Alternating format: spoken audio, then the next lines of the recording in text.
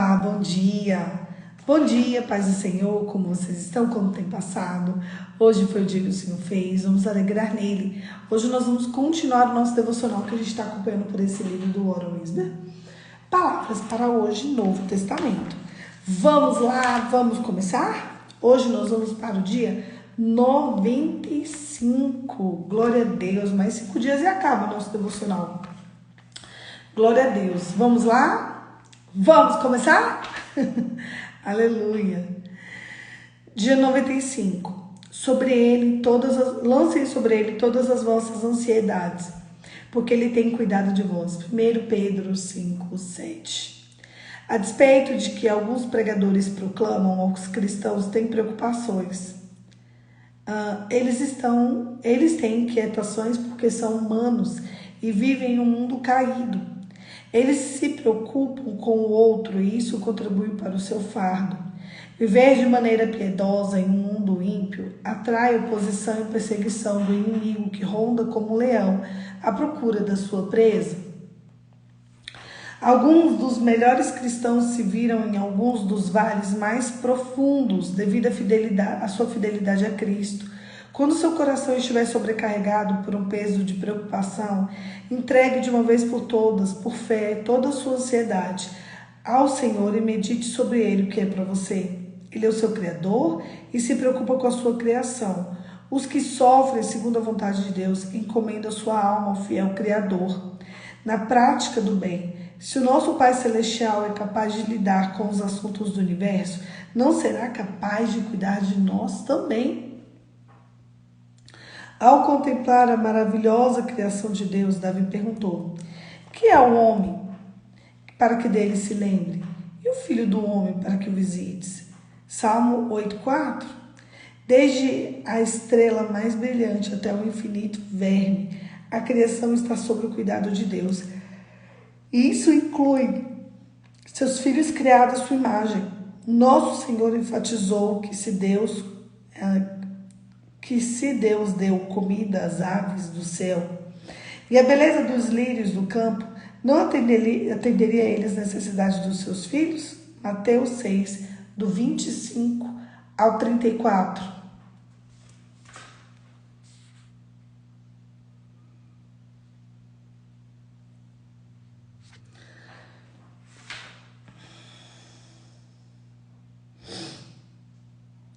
Cadê?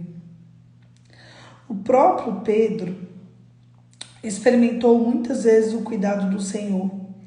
Ele pegou um peixe com uma moeda na boca e pagou o imposto do templo.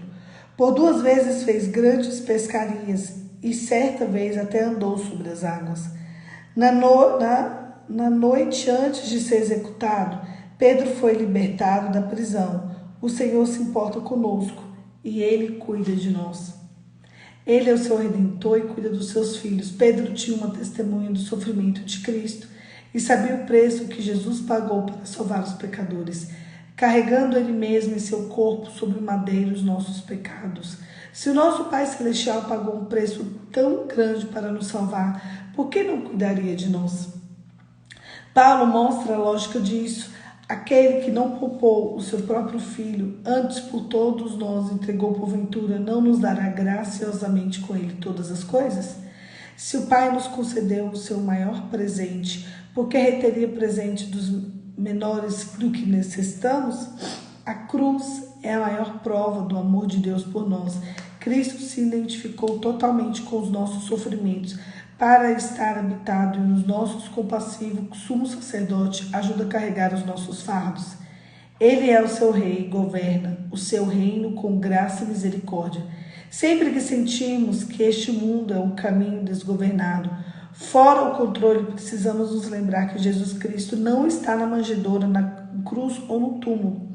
Ele está sentado no trono do universo, acima de todo o principado e potestade, poder e domínio, de todo nome que possa referir.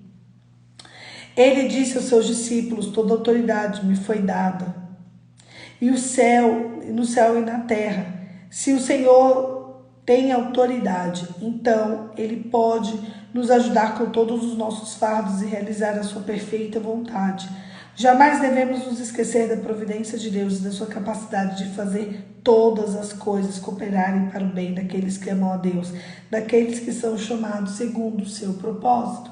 Romanos 8, 28. Ele cuida de nós, podemos não sentir ou enxergar imediatamente o que Ele está fazendo, mas Ele cuida de nós. Se nos humilharmos diante dEle, 1 Pedro 5, 5 ao 6, e de uma vez por todas nos entregarmos aos seus cuidados, em seu tempo Ele glorificará a si mesmo, atendendo todas as necessidades. Temos as nossas inquietações, mas Deus cuida de nós e cuidará das nossas ansiedades se permitirmos. A vida me concedestes a tua benevolência, e o teu cuidado a mim guardou. Jó 10, 12. Eu quero dar uma lida aqui em uma parte, tá? Ele é rei e governa o seu reino com graça e misericórdia. Sempre sentimos que o mundo é um caminho desgovernado e fora de controle, né? Quem acha que o mundo está assim fora de controle? Mas não está, não. Acredite, não está. Precisamos nos lembrar que Jesus não está nem na manjedoura, nem na cruz, nem no túmulo. Ele está sentado no trono do universo, acima de todo o principado, potestade, poder e domínio de todo nome que possa se referir. A gente tem um senso de justiça próprio. Mas Deus disse que esse senso de justiça, ele é como um trapo imundo. É forte pensar assim, né? Peraí, então a minha justiça é como um trapo imundo? É. E a gente às vezes quer fazer justiça com as nossas próprias mãos. E nisso vai criando, né, um poder, uma falsa sensação de poder, na verdade. De acharmos que nós somos poderosos demais para resolver qualquer conflito. Sabe por quê? Porque a gente pensa que Deus nem está lhe ligando. Peraí, por que está acontecendo essa coisa horrível comigo? Cadê Deus agora nessa hora? Cadê Deus aqui nesse lugar? Cadê Deus com essas pessoas? Deixa eu te falar. Deus, ele sabe de detalhes. Deus, ele sabe de todos os detalhes. Deus, ele sabe do que acontece hoje, do que aconteceu ontem e do que vai acontecer amanhã. Ele sabe. Você precisa entender que ainda que você perca o controle, Deus não perdeu o controle. Deus, ele nunca perde o controle. Jesus, eu acho tão forte essa parte, Jesus não está numa manjedoura, ele não é um bebezinho. Eu acho interessante que alguns lugares tentam retratar Jesus como uma criança. Jesus não é uma criança, ele não pode ser retratado como um bebê. Jesus não está numa manjedoura, Jesus não está no colo da mãe. Jesus, ele não está no túmulo, ele não está no cemitério, ele não está crucificado, não está. Sabe onde Jesus está? Sentado à direita de Deus Pai, num trono de glória. Se você tentar entender o tamanho de Deus, você nem vai conseguir, e nem eu. Você tem noção que Jesus é grande e enorme, e Deus também? Vocês fazem ideia do tamanho de Cristo hoje? Vocês têm noção que Deus nunca perde o controle? E que nada passa desapercebido aos olhos de Deus? Nada. É interessante a gente observar isso, porque às vezes a gente acha que Deus não nos conhece no detalhe, ou que Deus não se importa com detalhes. Deus, ele se importa com pouco, ele se importa com muito. Porque se aqui você estiver bem, lá na frente você vai alcançar uma multidão. A Bíblia diz que a ansiedade é pecado. E nós vivemos num mundo altamente ansioso. Vai lá aí, atira a primeira pedra que nunca ficou extremamente ansioso, hein? Mas ansiedade mesmo, daquela da gente passar mal. Quem nunca ficou assim, gente? Que atire a primeira pedra. Mas a Bíblia diz que se Deus cuida do lírio do campo, do detalhe, quanto mais de você e de mim. Mas eu sei que parece assim, né, uma falta de fé. A gente fala, meu Deus, mas e aqui essa minha situação que não resolve? Eu também fico assim, acredite. Mas eu quero dizer para vocês que a Deus cabe o agir e o efetuar. Existem demandas, eu vou só te falar uma coisa séria. Existem demandas que nunca vão ser solucionadas na nossa vida.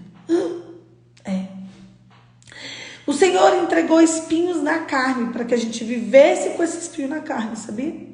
Vão existir pessoas cegas que nunca vão ver. Vão existir pessoas que são paralíticas e que nunca vão andar na vida terrena. Vão existir pessoas que não têm um braço, o braço não vai nascer. Vão existir pessoas que vão pisar na bola com outras pessoas e nunca mais vai ter volta.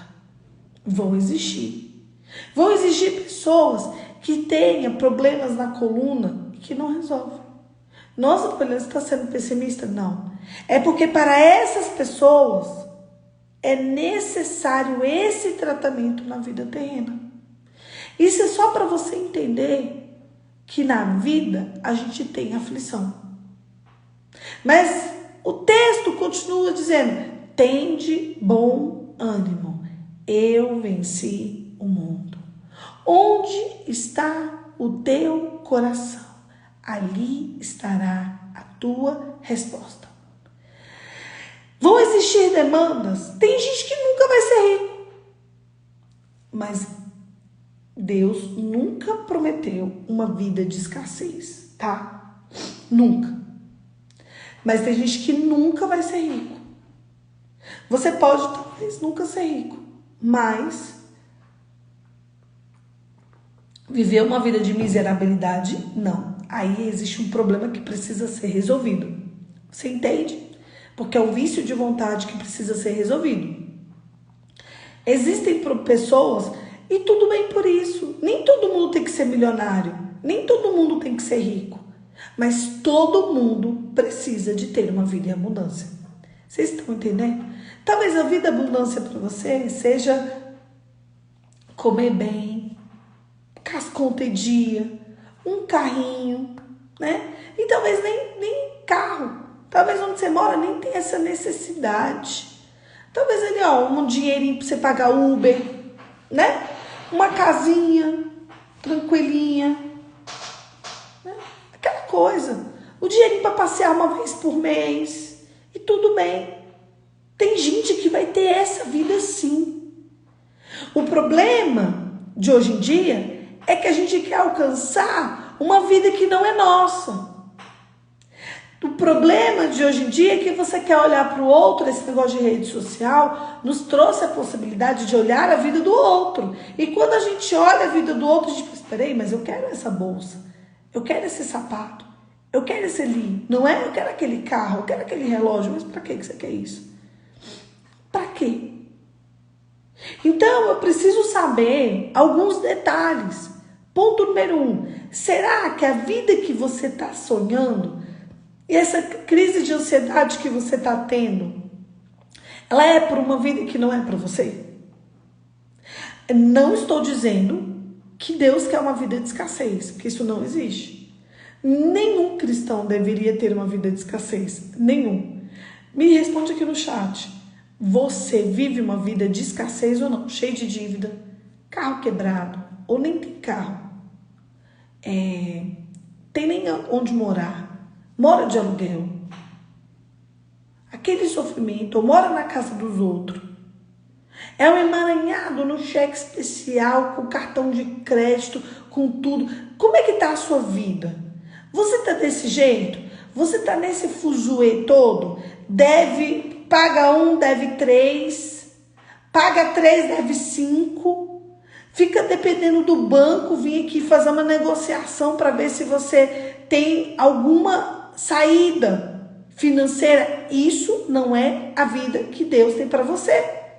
Ainda bem, muita gente aqui não vive assim. Glória a Deus. Então nós já temos um ponto de partida. Porque se você vive num emaranhado de situações, você precisa saber. Você precisa saber que essa não é a vida abundante que Deus tem para você. Então, se você não vive nesse emaranhado, meu segundo ponto, qual é o nível que Deus tem para você? Eu não quero saber o nível que Deus tem para mim. Eu quero saber o nível que Deus tem para você. Vão existir pessoas que vão pisar em lugares que outras não vão pisar. Vão existir pessoas que a vida dela em abundância é pagar conta, é ter uma vida tranquila, mas vão existir outras pessoas que vão pisar em lugares muito diferentes do que você. E você não pode olhar para a vida do outro achando que a vida do outro deveria ser a sua vida. Eu quero saber qual é o tipo de abundância que Deus tem para você. Porque a sua abundância vai ser diferente da abundância do outro. Cada um vive uma situação. Jesus, ele não está numa manjedoura, nem numa cruz, nem morto. Então, Poliana, tá, já que você está falando de uma vida em abundância, por que talvez outras áreas da minha vida tá horrível? Um exemplo, saúde. Por que eu vivo doente? Por que eu vivo ali naquele desespero, doente? Por que tem áreas da minha vida, assim como a da minha saúde? Eu saio do hospital, volto para o hospital, saio do hospital. Pois é, tá errado. Você precisa realinhar as suas expectativas em Deus. Você realinhar as tuas expectativas no Pai. Por que você está com essa escassez de sentimento? Está casado, trai a esposa. Está casada, trai o esposo. Desrespeitoso. Isso aí, tudo isso tem que ser realinhado na Bíblia. Tudo isso. Porque isso se chama caráter. Isso se chama comportamento maldito. Eu vou contar uma coisa para vocês. Minha família, por parte de pai, é muito obesa. Gente, mas eu digo muito obesa de sentar na cadeira e a cadeira quebrar. De não caber no ônibus. Eles são muito obesos mesmo. Eu desde novinha, me incomodou um pouco isso, sabe? Eu nunca fui um palitinho de fósforo, mas também nunca fui assim obesa. E eu falei assim para Deus, eu tinha 17 anos, eu não quero ter essa vida. Eu quero matar a minha carne em algum aspecto. Eu com 17 anos, eu abri mão de tomar refrigerante. Eu fiz um jejum eterno. Nunca mais eu coloquei refrigerante na minha boca. Nunca mais. Eu não aceitei ficar naquela situação. Eu sei que refrigerante é só um composto químico, que não ia fazer bem para mim, que só ia destruir o meu organismo, que não faz bem nem se tomar pouco, nem se tomar muito. Acabou. Desde os meus 17 anos eu não tomo refrigerante. Acabou. E ali eu passei uma vida, e passo uma vida, isso já tem 20 anos, passo uma vida me administrando, de forma que eu nunca pise nessa área de escassez. Qual é a tua área de escassez? Qual é a tua área de mendigância? O que acontece com você que você vai... Tem gente que não pode nem olhar para o lado que trai a esposa. Tem mulher que não pode nem olhar para o lado que trai o esposo. Essa é a sua área de escassez? Seja o mais respeitoso ou respeitosa possível. Qual é a tua área de escassez? É aquela mulher que quer ser maior do que o homem? Será que você é assim? Que tem tanta mulher que quer disputar com o homem? Engraçado, né? Fica um cabo de guerra dentro de casa. Que família é essa? O que você está fazendo na sua vida? Toma muito cuidado. Qual que é a sua área de escassez? Você depende dos outros para ser feliz. Não. Toma muito cuidado. Vocês entenderam que a ansiedade ela vai sendo gerada por situações que nós mesmos provocamos? Nós mesmos.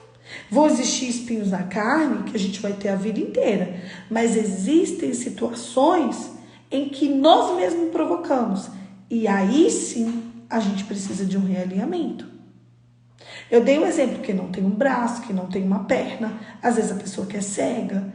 Talvez a pessoa que tem uma doença genética ali, que está atrofiando. Talvez essas pessoas vão viver aquilo como um espinho na carne. Mas você precisa saber a diferença do que é um espinho na carne para a sua santificação, para pecado, falta de caráter. Qual é a tua área de escassez? Onde o inimigo tem feito festa? Eu quero que você avalie a tua vida. Fala, peraí, o inimigo tem feito festa aqui na minha saúde, eu não posso deixar. Então eu vou me realinhar no que eu posso. O que você pode? Será que o que você está passando na sua saúde você tem como realinhar? Será que você... Olha, Carol, eu trabalho e sempre tenho dificuldade em ficar no trabalho. Por que você tem essa dificuldade? Por que você começa a trabalhar, não fica? Você precisa saber que essa é a sua área de escassez e sem trabalho você não vai ter dinheiro. Mas você precisa entender por que você se comporta assim. Por quê? Que você quer entrar no trabalho para ter dinheiro, sem entrar no trabalho nada é suficiente para você. Então você precisa realinhar. Tem gente aqui falando que é sobre relacionamento. Cada um tem uma área de escassez, de mendigância, que a gente vai sair assim como eu, com 17 anos, sair daquele núcleo, né? Repreendendo, eu não iria ser aquela obesa e abrir mão de algo para que em prol, né, de vencer a minha carne. Você vai ter que ver e entender o que está te matando, o que está conseguindo, o que está acontecendo com você, para que você nunca mais pise nesse lugar. A minha área de escassez emocional, meu esposo me traiu e hoje mora com outra mulher. A outra, às vezes, parece que nada flui. Eu preciso que vocês avaliem. É a financeira? É a sentimental? Avalia, tem que fazer um jejum sobre isso. Tem que refinar o seu pensamento sobre isso. Você precisa entender. Olha isso. Uma aqui, que é aquele primeiro exemplo que muitas pessoas naquela hora não responderam, que não. Vivo cheia de dívidas, enrolada em cheque especial e usando o salário para pagar o cartão de crédito e usando o cartão para pagar as contas. Vocês entenderam, gente? Vocês acham que Deus tem essa vida e abundância para ela? Você acha que Deus tem exatamente essa vida? Não tem. Aí a gente já vê que não é um espinho na carne. Aí a gente já vê que é uma zona de pecado, de mendigância. Aí a gente já vê que ela precisa de uma resposta, de um realinhamento. Você precisa de uma resposta, de um realinhamento. Vício tem a ver com isso? Tem. Eu estou falando sobre vícios. Você precisa. Então você precisa de quê? Você precisa realinhar as tuas expectativas. Você precisa condicionar a tua carne para vencer. Finanças tem a ver com emocional. Eu gastei muitas vezes por carência. Pronto. Olha o pulo do gato das pessoas aparecendo aqui. Vocês entendem? Isso é pecado. Isso é pecado. E a partir do momento que você colocar na sua cabeça pecado, eu não posso viver assim. Talvez o quê? Você está vivendo acima da sua capacidade financeira? Por que você quer ser uma mendiga sentimental? Mendigo sentimental? Por que o homem não consegue simplesmente viver com a mulher da sua mocidade? Isso é vício. Outra que tem vício tem a ver com isso? Tem. Sabe, a maioria desses homens que traem, eu vou dar um exemplo, a maioria não, 100% desses homens que traem, eles têm problema com a paternidade, e das mulheres também, tá? Mulher que é amante, homem que trai, eles têm problema com a paternidade deles. Sabe por quê? Às vezes, um pai que super protegeu, um pai que... como parar com o cigarro? Me responde só uma coisa aqui. Você tem problema com a sua paternidade? Você tem problema com o seu pai terreno? Você tem problema em ver e ouvir Deus? Tenho muita escassez, tenho muitas áreas da minha vida em escassez. Se for muitas áreas de escassez, você pode ter certeza que sua vida precisa de um realinhamento. Você precisa. Como que você começa? Jejuando, orando, se santificando. Uma pessoa que tem vício em cigarro, uma pessoa que tem vício em pornografia, uma pessoa que tem vício em traição, que não consegue, vício em mentira, não consegue falar a verdade, vício em bebida, vícios de uma forma geral, né? Todos eles são problemas com paternidade. Olha aqui, o pai do meu esposo também abandonou lá. Claro, gente, é só o óbvio.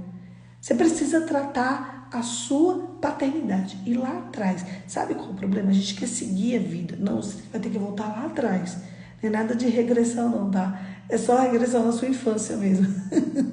Você tem que voltar lá atrás.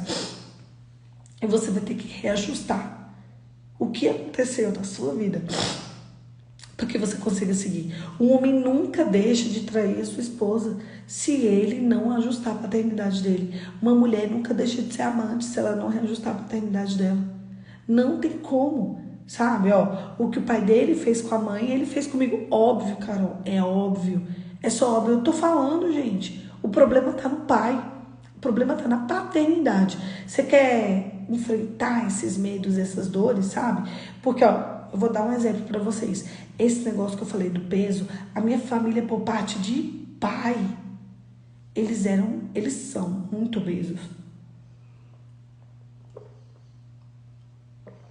Ou para emagrecer tem que fazer bariátrica, ou morre em doenças e decorrências da obesidade. E eu falei, eu não aceito. Esse problema tá no pai, tá na minha família do pai. Eu sempre falei, esse problema tá no pai. Eu fazia assim, ó, esse problema que tá no pai. Eu vou fazer um jejum e eu nunca mais na minha vida coloco refrigerante na minha boca. E esse jejum é uma marca, eu amava refrigerante, é uma marca da minha vida, porque eu não quero viver tudo isso. Eu não quero viver mais esse cenário. Você pode, Poliana, mas como é que o outro que fez? Mas por que você atraiu essa pessoa? Tem a ver com você. Ah, mas é porque o pai dele traiu, ele traiu. Tá, mas por que você casou com ele? Por que você não casou com outro que vinha de uma família que ninguém trai? Me responde. Então não tem a ver com ele, tem a ver com você. Vocês entendem que vocês ficam querendo que o outro... E lembra, gente, o devocional de ontem, lute por você. Eu vou lutar por mim. O problema é que vocês querem ficar colocando o outro. Entendeu? Aí ela disse que o pai dela morreu há 23 anos. Mas você fumava antes do seu pai morrer ou depois do seu pai morrer? Me explica.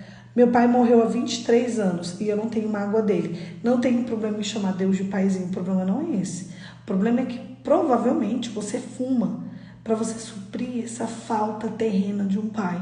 Existe uma grande possibilidade de você fazer isso. Eu não acho. Eu acho que sim. Eu acho que sim. A raiz dos vícios são problemas com paternidade. Você pode ir no fundo que tem. Você começou a fumar antes ou você começou a fumar depois que seu pai morreu? Ainda tem outra. Aí você fala, Poli, mas meu pai estava vivo, eu fumava. Né? Vamos conjecturar que enquanto ela ainda está resolvendo, enquanto ela está respondendo, e você fumava na época para chamar a atenção dele, sempre tem um problema com a paternidade. O problema é que você precisa entender que esse problema está na sua paternidade. Porque muitas vezes a gente nem entende. Peraí, mas por que eu fumo? Se a Poli está dizendo que a raiz desses vícios, eles são todos problemas com a paternidade. Então, você quer parar de fumar, você não consegue. Por que tem pessoas que estão ali fumando, inclusive às vezes uma vida, consegue parar de fumar e você não consegue? Porque, na verdade, você precisa ajustar o seu ponto de paternidade. E é isso, gente. Geralmente, crises existenciais assim, é tudo problema com paternidade. Se eu ficar conversando com essa menina 10 minutos, eu descubro o problema dela. E o final disso, eu só tô dando uma pincelada, porque aqui no devocional não tem como a gente ir a fundo do problema da pessoa. Mas eu só tô dando uma pincelada que se a gente conversar com ela 10 minutos, a gente vai perceber que o problema dela está assim na paternidade. Somos responsáveis por tudo que fazemos. A conta vem, mas a conta vem alta. Eu queria ser diferente, vejo tantas coisas na minha família parentelas, então faça diferente. Se policie para você fazer diferente. A gente precisa tomar cuidado. Meu pai traiu minha mãe, meu marido me traiu, o marido do meu pai traiu. Você está dentro de um ciclo. Vocês entenderam? Vocês estão dentro de... Nós, eu também, tá? A gente está dentro de um ciclo. Só que você está identificando isso, então é muito mais fácil para você cascar fora desse ciclo. É muito mais fácil, porque você está enxergando esse problema. Então vem cá, todo mundo trai. Eu tenho que ir atrás de uma linhagem santa. Então antes disso eu preciso de me aproximar de pessoas santas. Eu preciso de estar em mesas santas. Porque todo mundo trai? Não, existem muitas pessoas que não traem. Então eu quero ficar perto de pessoas que não traem. Eu quero mudar meu ciclo. Tem muita coisa para fazer. Tudo começa no Pai. Tudo começa no Pai. Vocês precisam começar jejuando e orando por uma vida santa. Jejuando e orando por uma vida diferente, porque senão não vai ter solução pra gente. Olha aí, Na minha família, 90% das mulheres são separadas. E agora aconteceu comigo, com meu esposo. Ele saiu de casa. Você precisa entender qual que é o ponto de partida de tudo isso. Você precisa buscar a Deus incessantemente. Poliana, como? O problema não é seu marido voltar para casa ou não. O seu problema é entender o porquê que isso acontece. Você precisa buscar Deus. Buscar Deus na madrugada. Você precisa jejuar por isso. Você precisa orar por respostas. Você precisa ajustar. Você precisa renunciar. Se é um ciclo familiar, você tem que renunciar e denunciar. Você precisa renunciar e denunciar. Você precisa. São inimigos, sim. O inimigo ele vai entrando numa área específica da sua vida. Então você precisa atacá-lo. Ele está te atacando e fazendo festa. O diabo, gente, ele existe para ele ser denunciado e renunciado. Ele não existe para você abraçar ele e fazer, vem cá, vamos abraçar. Não. Denunciar e renunciar. Você precisa renunciar e denunciar todo espírito de separação. Porque isso é um espírito que alcança a sua família. Vocês perceberam? Eu quero voltar. Eu quero realinhar com vocês os nossos 2 pontos de hoje. Existem coisas, às vezes a gente está ficando ansioso por algo que é só espinho na carne. Mas às vezes a gente está ficando ansioso por algo que Deus quer tratar com a gente. Então, na verdade, você precisa parar, não querer resolver isso que está te matando, mas entender o que levou você a ter essa vida. Ou se isso de fato tem um espinho na carne. Mas essa resposta, só quem vai ter essa resposta é o Pai. É o Pai. Eu quero só ler o comentário da Lili. Ela escreveu assim: o diabo ele é muito repetitivo. É óbvio que ele vai atacar a gente no ponto fraco da família. É óbvio. É só óbvio que ele vai fazer isso com a gente. Porque o diabo ele tá aqui para matar, roubar e destruir. Você precisa ter um outro comportamento, a não ser o da sua família. Sei lá, meu pai se comporta assim, vou me comportar diferente. Você precisa sair desse ciclo. Você precisa ser uma outra pessoa. Você precisa abrir um novo ciclo. Tem ciclo de iniquidade, abre um novo ciclo de justiça na tua vida e na tua casa. Amém? Feche seus olhos e vamos orar. Pai, em nome de Jesus, realinhe as nossas expectativas. Espírito Santo, nós precisamos dessas expectativas realinhadas para que a gente não seja mais uma vítima dessa crise de ansiedade que está matando esse século. Espírito Santo, nos ajude, nos acompanhe, nos guie, nos leve ao caminho santo, puro e justo. Em nome de Jesus, nos alcance por amor de Ti mesmo, Pai. Em nome de Jesus. Amém. Só fazendo a nossa recapitulação. O que você está passando hoje é um espinho na carne que Deus permitiu, ou permitiu por um tempo, ou você está dentro de um ciclo de iniquidade? Eu quero terminar esse devocional com essa pergunta. Porque se você estiver dentro de um ciclo de iniquidade, você precisa sair dele. E quem vai sair dele é você mesmo. Não é sobre o outro, é sobre você. Amém? Um beijo, Deus te abençoe. E até amanhã. Amanhã, às 5h45, eu estou aqui para a gente continuar o nosso devocional. Que ele é meu, ele é seu, ele é nosso, mas ele é de Jesus. E é por causa de Cristo que eu e você estamos aqui todos os dias. Deus te abençoe e até amanhã, se Deus quiser.